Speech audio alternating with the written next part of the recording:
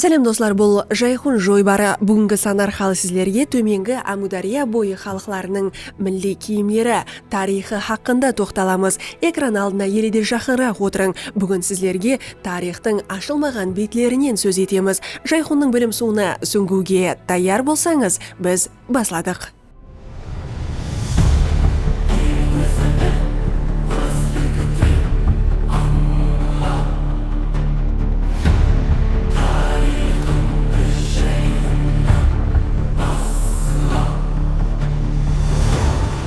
Инсанлардың киімі бұл апай ғана киім емес. Ол халықтың тарихы, діні, сондай-ақ дүние қарасы хамде табиат пенен байланыстылығын көрсетіп беруші тикарғы деректерден бірі есептелінеді.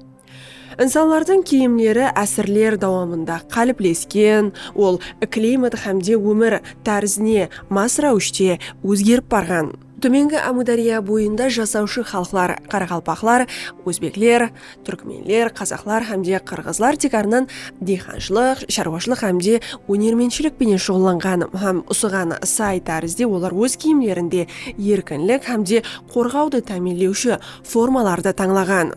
Киімдер халықтың көп әсірлік тәжірибесін хамде эстетикалық талғамын көрсетеді. Бұл киімдер текарынан екі факторға байланысты халда қалыптасқан.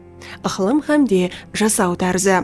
Төменгі Амудария бойлары жазда ысы, қыста суық болғаны себеплі материалларда жеңіл хамде ысы ұсылайтуған түрлерде таңланған. Жергілікті халық уәкілдері арасында шапан, тон, юбқа, жеңсіз, ыштан сияқлы лебаслар кең тарқалған. Қырғыз, қазақ, қарақалпақ аяллары кимешек киген. Кимешек басты, жүзді хамде желкені тосып тұратығын бас киім болып тұрмысқа шыққан аялларға тән. Ол текарынан ақ хамде қызыл материалдан даярланған хам безеклі жеплер, нақслар менен тікілген. Жұпқа болса шапанға ұсаған үсткі лебас болып, безеклері арқалық аялдың жасы, шаңырақлық атағы хамде хаттекі руы білдірілген.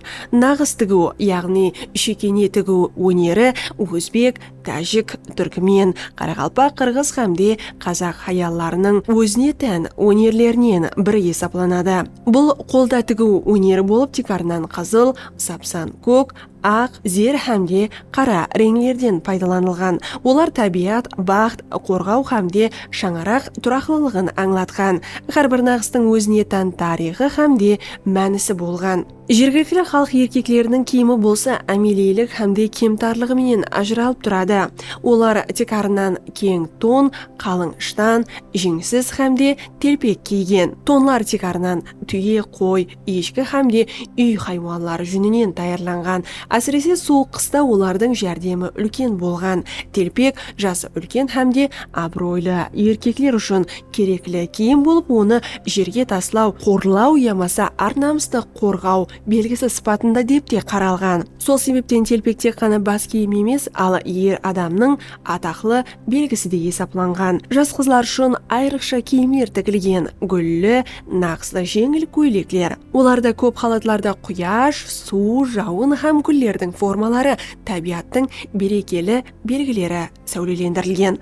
Төменгі Амудария бойларында жасаушы халықлардың киімдерінің өзіне тән және бір таребі олардың қадіретларға садықлығында. Әрбір лебас шаңарақты абайлап сақланған әулеттен әулетқа өткерілген. Әсіресе келін киімдері, юбқа хамде нақслы көйлеклер жылдар дауамында қадірленген. Этнографлардың тастихлауынша милли киімдер халықтың тек қана мода ямаса материалға болған мүнәсібеті емес, бәлкім оның социалдық дүзілісі, тәрбиесі һәм эстетикасын белгілейтұғын белгілер системасы есептелінеді. Бүгінгі күнде Нүкістегі Қарақалпақстан Республикасы тарихы һәм мәдениеті мемлекеттік музейі һәмде Советский атындағы музей коллекциясында сақланып отырған бұл киімдер жергілікті өзбек, түркмен, қарақалпақ, қазақ миллетіне тән халық уәкілдерінің мәдени құдіретін өзінде сәулелендіреді. Олардың әрбірі бір бір шаңарақ, бір әулет, бір үрп-әдет хақында сөз етеді. Хаялардың киімі бұл тек қана безену яки зеп-зейнет емес, ал оның жәмиеттегі орны, жасы һәмде рухи дүниясы хақында да сөзлеуші тикарға құрал есепланған. Және де бұл киімлер тұрмыс тәрізі, қадыриятлар һәмде үрп-әдетлерді өзінде сәулелендіріп келген. Мәселен, жас қызлар, тұрмысқа шықпаған қызлар һәмде хаялардың киімлерінің арасындағы парқ бірден көзге тасланады. Яғни кимешек, юбқа, нағыслы жеңсізлер һәмде безеклі көйлеклер, тикарынан көк көйлек, бұлардың һәр бірі өзінің айрықша мәнісіне ие. Һәр бір нағыз, һәр бір рең бүгінгі күнде де айтылатұғын, сөзленетұғын айрықша бір гүррің есепланады. Яғни хаялар өз киім арқалы жәмиетте кім екенін, қай ерден һәмде қайсы шаңарақтан шыққанын көрсететұғын болған. Хаялардың милли киімдері тарихтан рухи, эстетикалық һәмде социаллық вазипаларды орынлап келген. Олардың либаслары өзіне тән рәуіште, анық көріністерде сәулеленген. Һәр біріне тән киім стильдері бар болған. Мәселен, тұрмысқа шықпаған қызлар гүллі, жеңіл материалдардан тігілген нағыслы көйлеклер киген. Бұл киімлерде гүллер, құяш һәмде суға ұқсаған формалар істетілген. Олар бақыт, саламатлық һәмде қорғау белгісі есепланған. Төменгі Әмудария бойлар халқылар киімлеріндегі реңлерде ахметке ие болған. Әдетте олар әпуайы жергілікті халық һәмде олардың балалары имканияты дәрежесінде өзінде бар болған материалдардан дайырланған киімлерді киген. Бірақ харизм шахлар шаңарағы уәкіллері, байлар һәмде жоғары қатлам уәкіллері түрлі қымбат бағалы материалдардан дайырланған түрлі реңлердегі киімдерді киген. Әсіресе өзіне тоқ шаңарағылардың перзентлері, қызлары, ұллары киімдердің көкірек бөлегінде яки етек бөлегінде тұмарша, гүл, шешек сияқлы құс қанаты һәмде басқа да белгілі нағызлар істеткен. Бұл безеклер баланы әрқилы бәле қазалардан сақлайды деп сенілген. Қыз балаға киімлер тикарынан анасы, апасы яки болмаса әжелері және де ұста хаяллар тарапынан арнаулы тәрізде даярланған. Бұл процесте үрп-әдетлер һәмде қорғаушы дуалар һәм айтылған. Көк сөзі Өзбекстан халқылары мәдениетында аспан, пәкілік һәмде тынышлық белгісі сипатында қаралады. Соның ұшында қызлардың көк көйлегі тикарынан мұхаббат һәмде қорғау үшін тігілетұғын милли киімлерінің түрі болған деуіміз мүмкін. Юбқа тұрмысқа шыққаннан соң хаялдың тикарға киімі болып, ол барқыт ямаса қалың материалдан тігілген. Шекенлер менен, яғни нағызлар менен безетілген.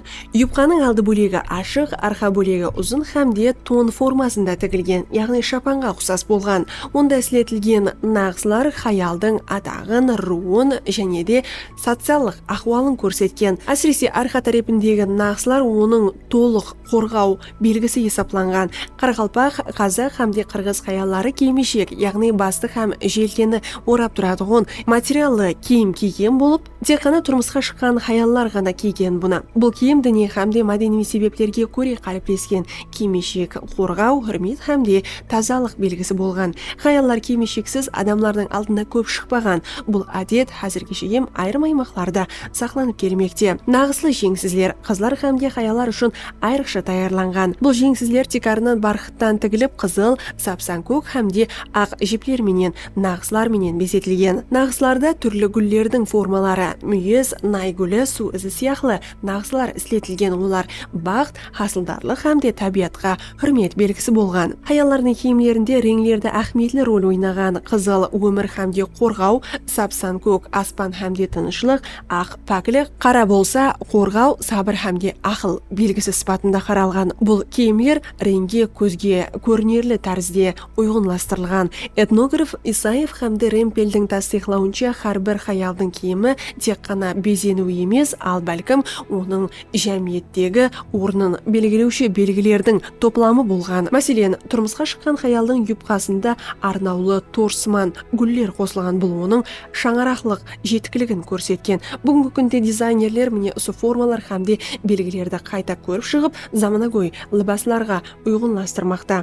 Әсіресе келінлер үшін тігілетұғын нағыслы көйлеклер қадіриятты сақлаған халда қайта заманауилестірілмекте. Бұл киімлер арқалы халық өзлігін көрсетпекте. Төменгі Әмудария бойы ер адамларының киімлерді тикарынан әмелейлік, қадірият һәмде өмір тәрізіне мас формаларда тігілген.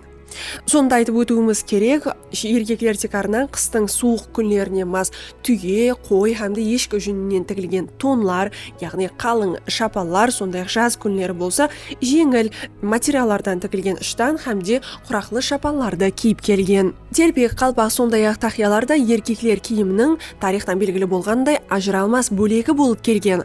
Және де либаслардағы рең нағыз кемірек, бірақ формасы һәмде материаллар тоқ һәмде анық бір түслі реңлерде таңланатұғын болған. Еркектердің киімі арқалы оның тек арнан жасы, жәмиеттегі орны және де руы, хаттегі кәсібі де мәлім болған. Сондай-ақ мәселен той һәмде мәресімлерде шапалардың арнаулы көріністері киілген. Тек арнан апуайы халық уәкілдерін айтатын болсақ, яғни оларда рең таңлап, яки болмаса материалды таңлап отыру мүмкіншілігі болмаған. Олар өзінің мүмкіншілігінен барынан келіп шығып киімлер киетін болған һәм әлбетте жоғарыда айтып өткен факторларды есепке алған халда. Төменгі Әмудария бойлары еркектерінің милли киімдері халықтың тұрмыс тарзы, ықылымы һәмде социалдық мөнәсәбәтләренә толық масласқан. Ең текарғы элементтерден бірі бұл тон, яғни шапанлар. Тонлар қалың жүнлі материалдан тігіліп, текарынан түйе ямаса қой жүнінен таярланған. Суық хауада ысыны жақсы осылайтуған бұл тонлар күнделікті һәмде байрам формаларына мас түрлерге бөлінген. Шапан алды ашық, жеңіл киім болып, көбірек жазда киілген. Ол әдетте алт тарапындегі жібіменен байланады һәм кем безеклі болады. Шапанлар кең формалы һәм харекетке қолай болғанлы себеплі диқанлар һәмде шаруадарлар арасында кең тарқалған. Үштан ямаса лазым, кең һәмде пақта материалдан тігілген. Текарынан белден байланатығын ышқырлы киім болып, күнделік тұрмыстағы текарғы либаслардан бір болған. Бас киім сыпатында еркеклер шөгірме, телпек, тақия ямаса суықта түйе жүнлі қалпақлар киген. Телпек әдетте жас үлкен еркеклерге тән, оның формасы һәмде тігілуі анық бір дәрежені көрсеткен. Еркеклердің киімнің реңлерде әпуай болып, көп халларда қара, қоңыр һәмде көк реңлерден таңланған. Бұлар хүрмет һәмде тұрақлылық белгісі болған. Айтып өту керек, сонымен бірге халықта әпуай халық уәкілдері мүмкіншіліктерінен келіп шығып, рең ямаса материалдың түріне қарап отырмаған, өзінде бар нәрселерді де киген. Және де балалардың милли киімдері тек қана денені қорғаушы емес, бәлкім рухи тәрбиялық мәніне көрсетуші элементтерден ібарат болған. Енді туылған балалардың, яғни бөпелер үшін кең, жеңіл, таза материалдардан тігілген көйлеклер таярланған. Бұлар гигиенаға һәм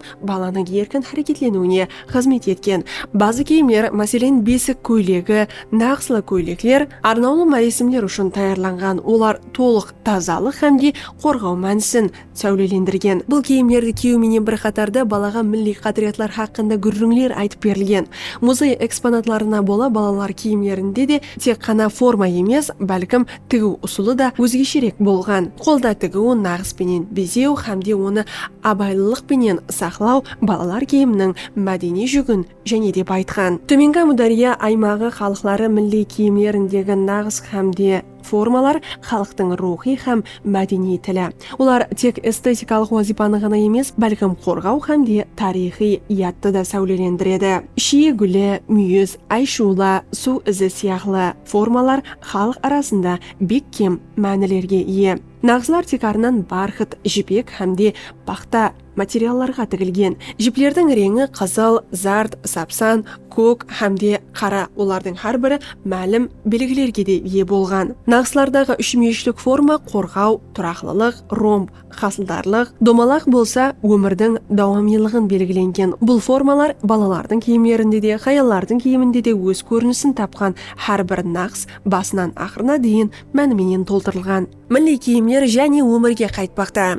Жергілікті дизайнерлер бұл қадими форма һәмде нағзыларды заманауилікпенен ұйғынластырмақта. Сонда айтып өтуіміз керек, байрамларда, тойларда, театрларда һәм хаттегі күнделікті өмірде де милли киімдер өз көрінісін бермекте. Бұл тікелену халықтың өзлігін, тарихын тән алу демектір. Яғни шекенелер сумкаға, ескі геушлер жаңа заманауи аяқ киімлерге және де либасларда бүгінгі заман менен тең қадем таслап өзінің көрінісін заманауилестіре алды. Бұл киімдердің балалардың рухи жүгі болса, жаңадан қадірленбекте, жаңаланбақта.